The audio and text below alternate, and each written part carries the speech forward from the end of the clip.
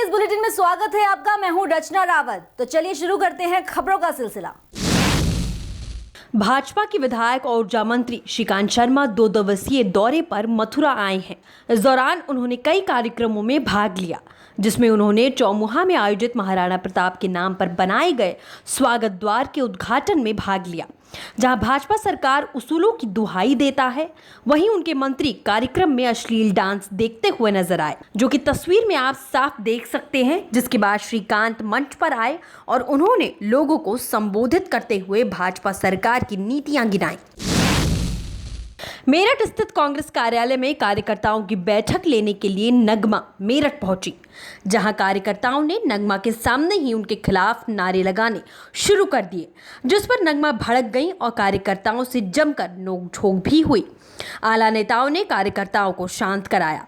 कार्यकर्ताओं ने नगमा पर आरोप लगाया है कि केवल विशेष मीटिंग और कार्यक्रमों में ही वो आती हैं, जबकि सामान्य कार्यकर्ताओं में उनका कोई लेना देना नहीं है। आपको बता दें कि पिछले कुछ समय पहले ही कांग्रेस के महानगर अध्यक्ष विनय प्रधान को पार्टी विरोधी गतिविधियों के चलते निकाल दिया गया था। माना जा रहा है कि प्रधान के संबंध रखने वाले लोगों ने ही हंगामा किया था। नॉर्थ जोन के सबसे बड़े आयकर भवन में 197वां आयकर दिवस धूमधाम से मनाया गया। इस अवसर में आयकर विभाग से जुड़े अधिकारी और कर्मचारियों को आयकर दिवस मनाने के बारे में जानकारी दी गई। 157 साल पहले 24 मार्च 1860 में पहली बार आयकर अधिनियम की स्थापना की गई थी।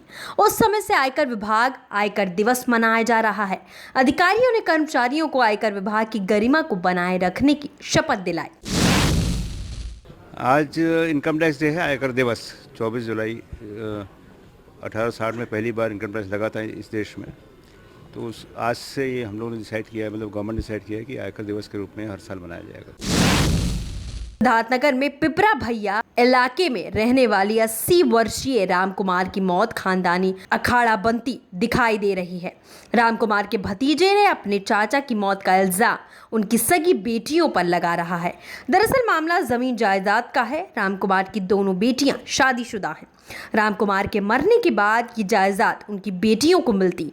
भतीजा घनश्याम अपने चाचा की जायदाद खुद लेना चाहता था और इस लालच में वो तरह तरह के हथकंडे आजमा रहा था। यहाँ तक कि रामकुमार को लेकर वो वसीयत के लिए कोर्ट तक पहुंच गया। ये बात जब उनकी बेटियों को मालूम हुई तो वो अपने पिता को अपने पास लेकर आए।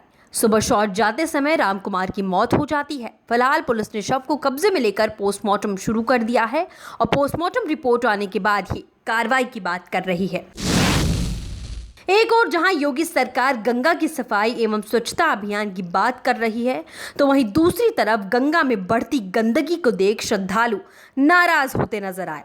मामला संभर जिले के राजघाट गंगा तीर्थ स्थल का है, जहां गंगा किनारे सिर्फ कूड़े के ढेर ही नजर आ रहे हैं।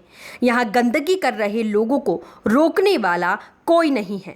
बारिश की बौछार से गंगा का जल स्तर बढ़ने से आसपास के गांव चपेट में आ सकते हैं।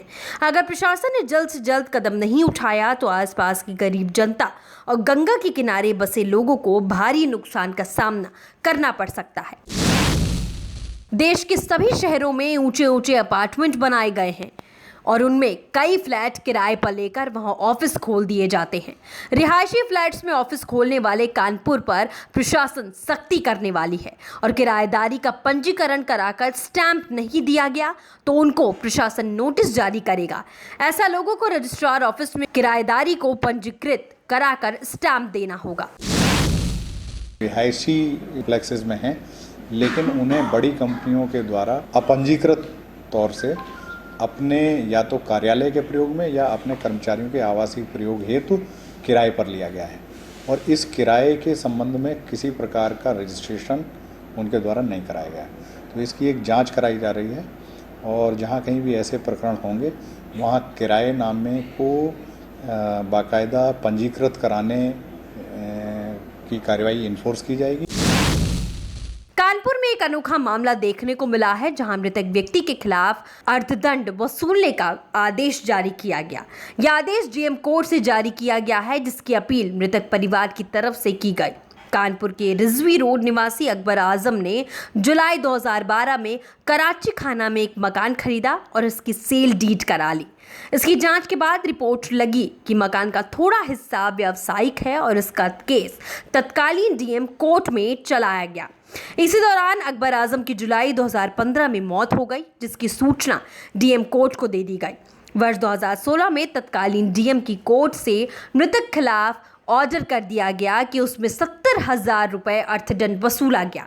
इस आदेश के खिलाफ डीआईजी स्टैम्प से यहां अपील की गई, जिसकी सुनवाई 27 जुलाई को की जाएगी। क्लाइंट अकबर आजम ने एक मकान खरीदा था, जिसमें स्टैम्प केस दर्ज होकर स्टैम्प केस शुरू हुआ। मुकदमे के दौरान अकबर आजम की डेथ हो गई, जिसकी सूचना 2015 में सुनवाई के दौरान दी गई, लेकिन उनके लीगल एयर्स को पार्टी नहीं बनाया गया और डेड पर्सन के खिलाफ जजमेंट पारित कर दिया डिस्ट्रिक्ट मजिस्ट्रेट ने। उस ऑर्डर के खिलाफ अपील फाइल की गई है और वो अपील पेंडिंग है डीआईजी स्टैम्प्स के यहाँ, जिसमें 27/7/2017 नियत है। मामला कानपुर का है, जहां वाहनों से अवैध वसूली अभी भी जारी है। पुलिस वाहनों से वसूली कर गलतियों को नजरअंदाज कर रही है, जिसकी शिकायत पुलिस अधिकारियों को काफी दिनों से मिल रही थी। सोशल मीडिया पर वीडियो वायरल होने के बाद डीआईजी सोनिया सिंह ने महाराजपुर थाने के 4 सिपाहियों को लाइन हाजिर कर दिया है और मामले की जांच सीओ सदर को सौंप दी गई है। इस बुलेटिन में फिलहाल इतना ही। आप बने रहें इंडिया क्राइम के साथ। नमस्कार।